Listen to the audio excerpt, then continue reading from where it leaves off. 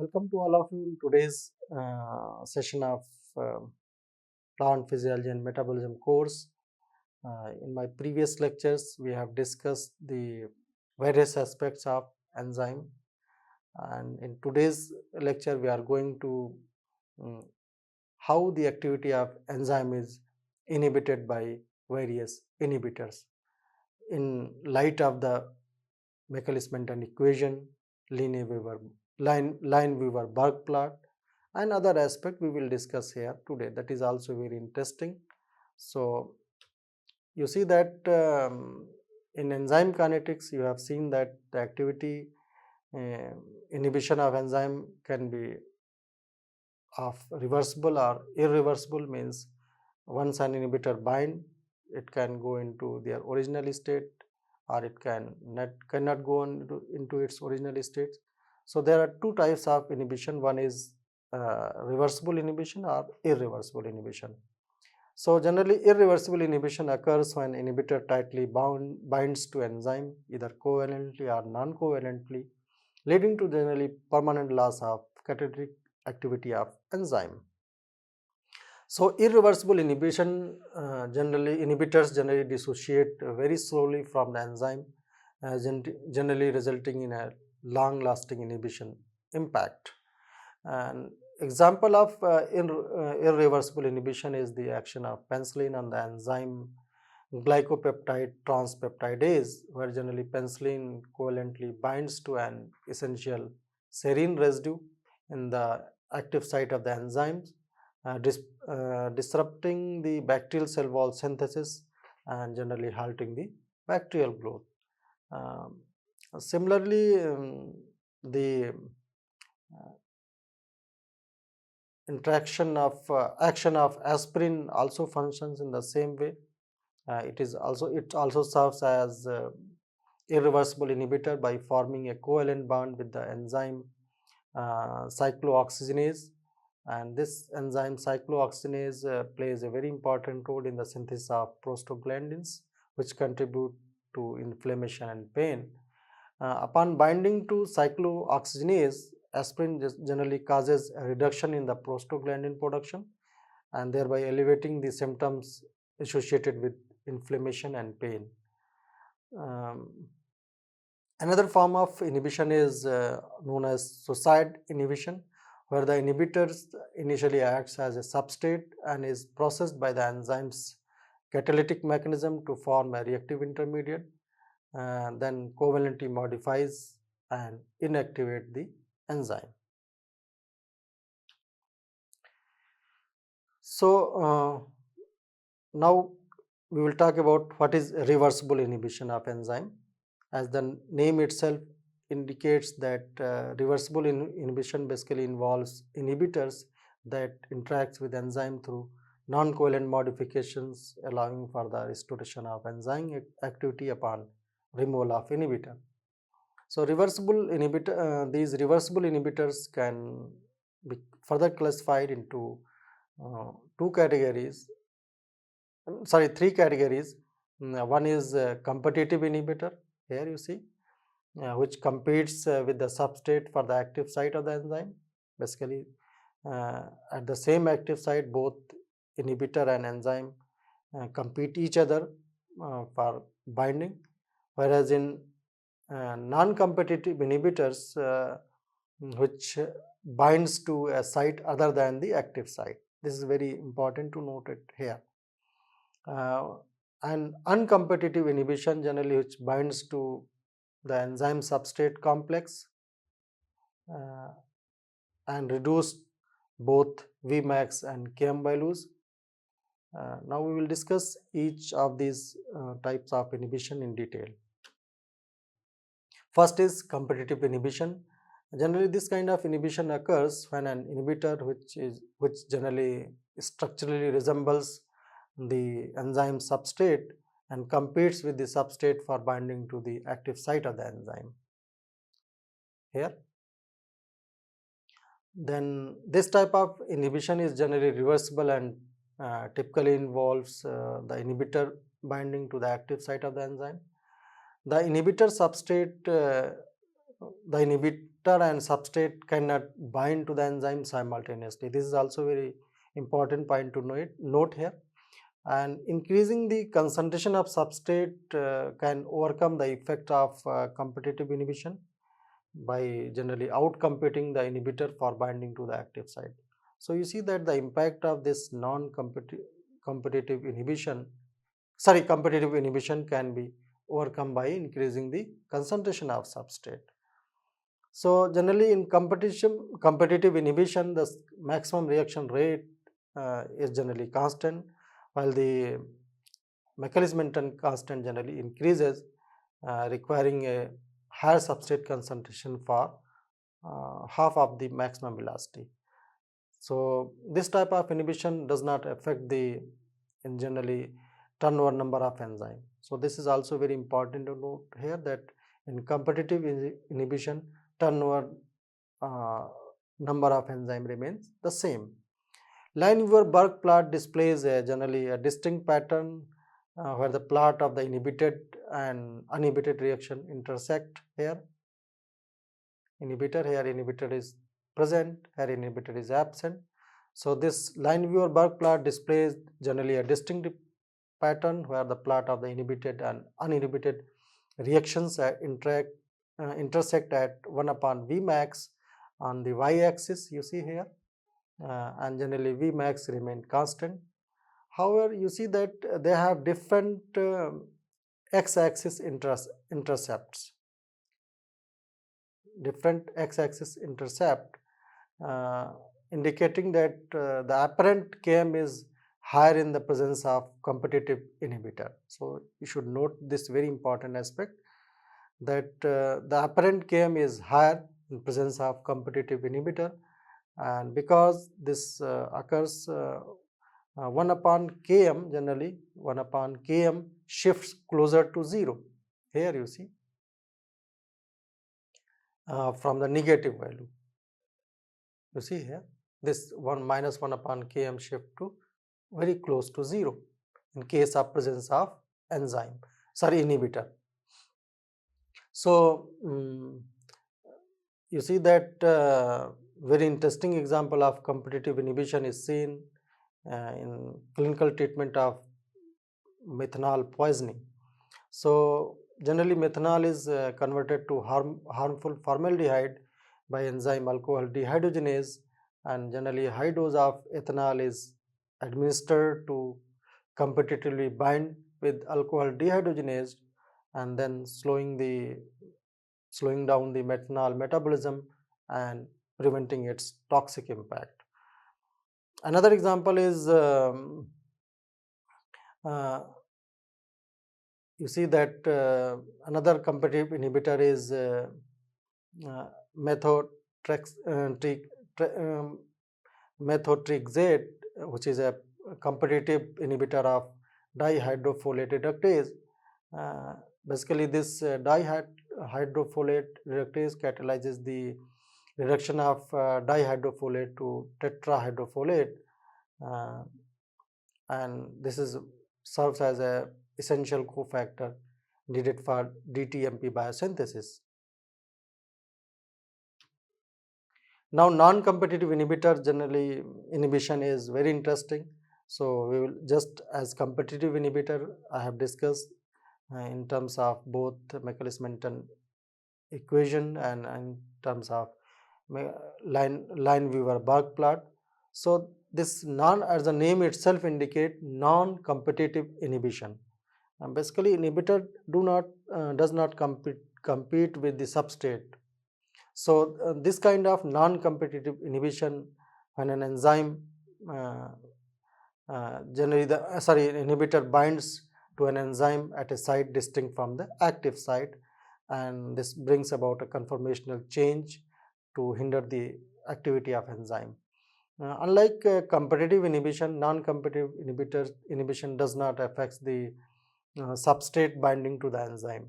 Instead, generally it leads to decrease in the maximum reaction rate Vmax without altering the Macalister constant.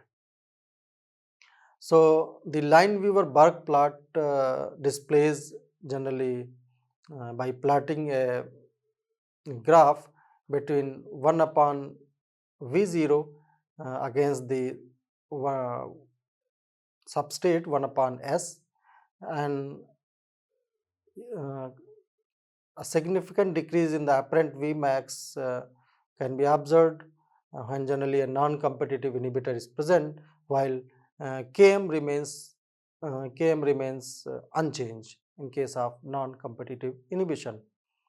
Generally, two types of non-competitive inhibition is generally reported, and one is pure non-competitive inhibition. In pure non-competitive inhibition, generally inhibitor binds to either the free enzyme or the enzyme substrate complex without influencing the substrate binding. So this type of inhibition is irreversible uh, by increasing the substrate concentration, and it results a decrease in Vmax while keeping Km constant. The another type is mixed non-competitive inhibition. Uh, in this case, both substrate and inhibitor generally binds and influence each other, um, but the binding sites for the inhibitor and substrate could be separate. And then conformational change induced by the inhibitor can affect the substrate binding, making Km and Vmax very susceptible to different changes. Now, third type of inhibition is uncompetitive inhibition, which is in this type of inhibition, enzyme generally inhibitor binds only to the enzyme substrate complex, forming an enzyme substrate enzyme inhibitor substrate complex.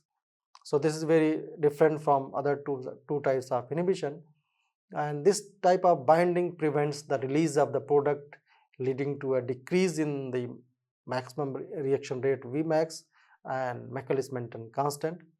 And uncompetitive inhibitors, they are very oftenly very similar to the substrate and bind to the enzyme only when the substrate is already bound. And then uncompetitive inhibitors generally bind to the enzyme substrate complex at a site distinct from the active site, altering the conformation of enzyme and preventing the formation of product. The inhibitors, these inhibitors generally binds specifically to the enzyme substrate complex, reducing the catalytic activity of enzyme by stabilizing the complex. In uncompetitive inhibition, this is very interesting to note here that both Vmax and Km, and the Km here you see Vmax and Km decreases, uh, resulting in basically parallel lines on linear Lineweaver-Burke plot. You see that this results into a parallel line in Lineweaver-Burke plot.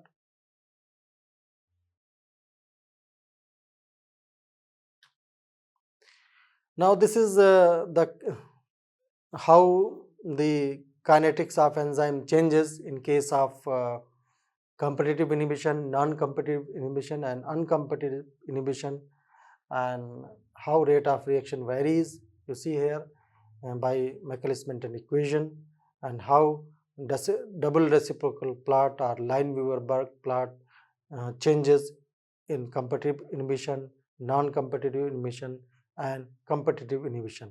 So I have discussed it all individually.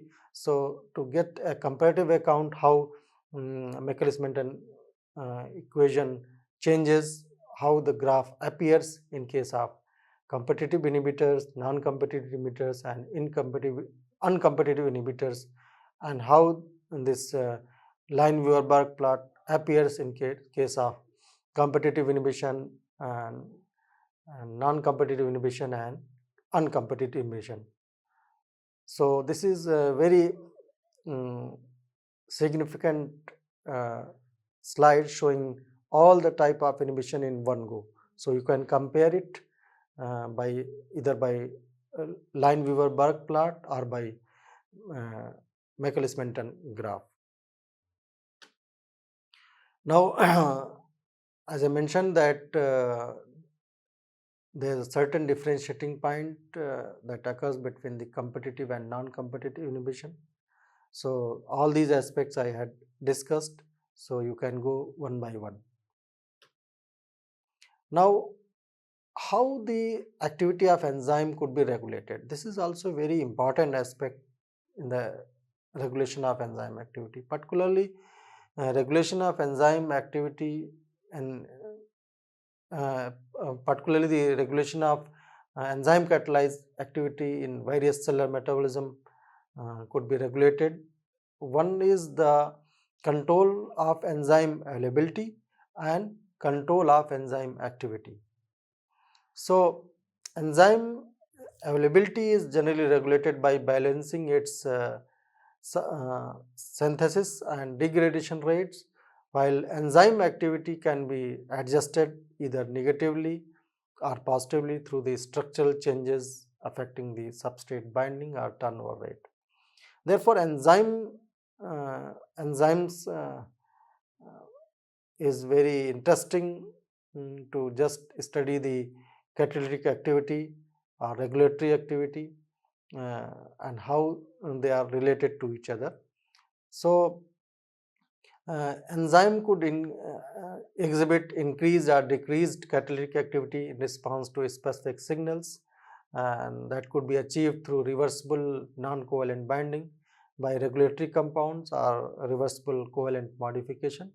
So, how this kind of regulation occurs? Regulation, first I will discuss regulation by non-covalent modification, and in this category allosteric enzymes fall. So, what is allosteric regulation? Is one of the very important enzyme regulation which involves non-covalent interaction of the enzyme with regulatory compounds, and that is imparted by modulators which binds to the active site, which binds to the site other than the active sites. This is also very important point. So, allosteric enzymes responds to signals by adjusting their catalytic activities through reversible non-covalent binding with regulatory compounds known as allosteric modulators. So, basically these modulators can either be positive, you could say activators, or negative inhibitors, thereby enhancing or inhibiting activity of enzymes. So, binding of modulators generally induces a conformational change in allosteric enzymes influencing their particular catalytic activity. Most of the allosteric enzymes generally consist of multiple subunits and they are generally oligomeric in nature. Now, homotropic allosteric enzymes have identical substrate and modulators, while heterotrophic allosteric enzymes have different molecules acting as substrate and modulators. And these heterotrophic enzymes typically possess two distinct binding sites, the catalytic site for substrate binding and allosteric site for modulator binding. So, enzymes regulated by multiple modulators often have a specific binding site for each type of modulators. You see that this is the graph of showing the how the allosteric modulators regulate the activity of enzyme. So, these allosteric enzymes deviate from Michaelis-Menten kinetics and display a very unique relationship between the reaction rate and that is V0 and substrate concentration. Therefore, unlike the typical hyperbolic curves that is observed in non-regulatory enzymes, allosteric enzymes demonstrate a sigmoid. You see that here sigmoid saturation when substrate concentration is sufficiently high. This sigmoidal behavior basically suggests that cooperative interaction between protein subunits. And a very interesting example illustrating is hemoglobin, a non-catalytic protein that binds oxygen. So, this graph shows this is the curve observed in the presence of negative modulator, and this is the graph showing in presence of positive modulators. And you see that how graph appears here, it is almost this shape.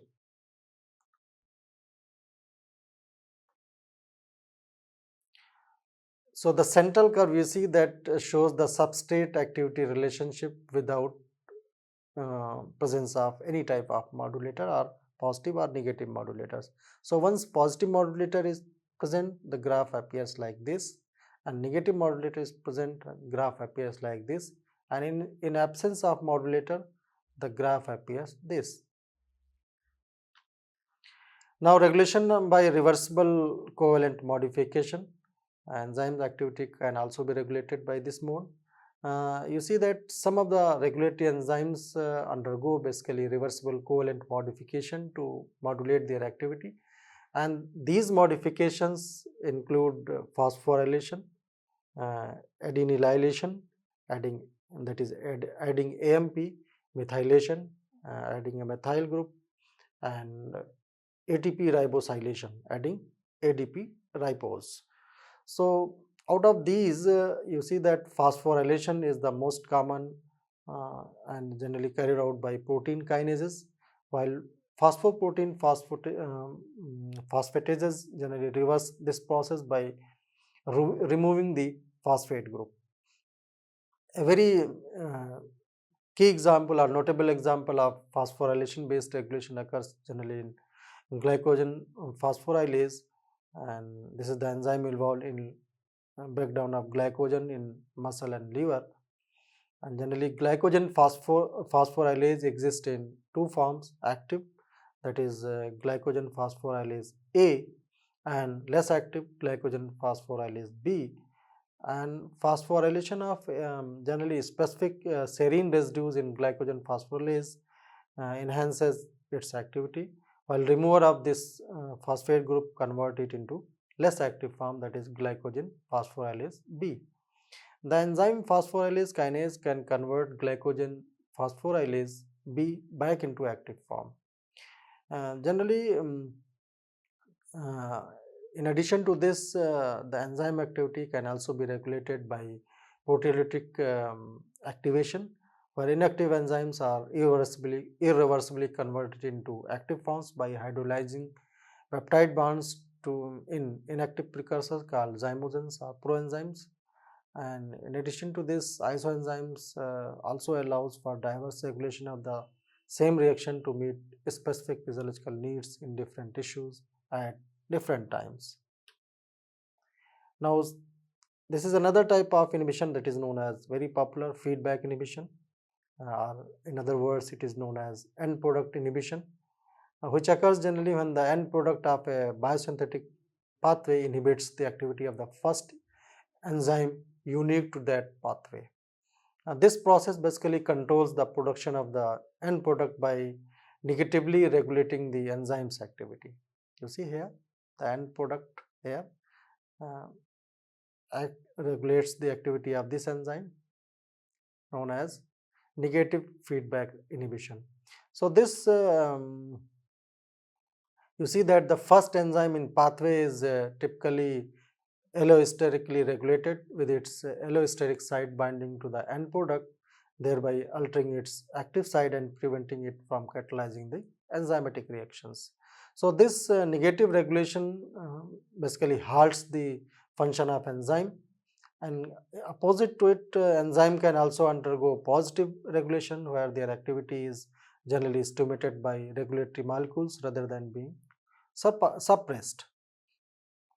However, it's very important to note that feedback inhibition is distinguished from feedback repression, and feedback inhibition pertains to the regulation of enzyme activity, whereas feedback repression involves the regulation of enzyme synthesis, particularly at the level of transcription. So in feedback repression, negative regulation occurs at the transcriptional level, where the end product of a metabolic pathway acts as a co-repressor, inhibiting the synthesis of an enzyme required earlier in the pathway, as we see in the figure.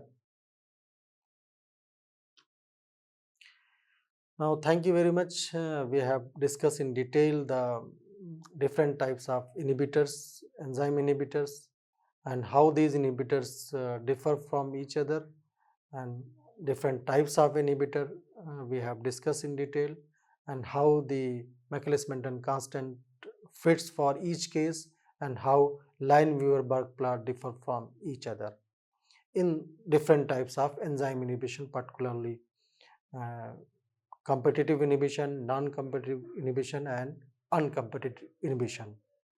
So thank you very much for patiently listening this very important aspect of enzyme inhibition. Thank you very much once again.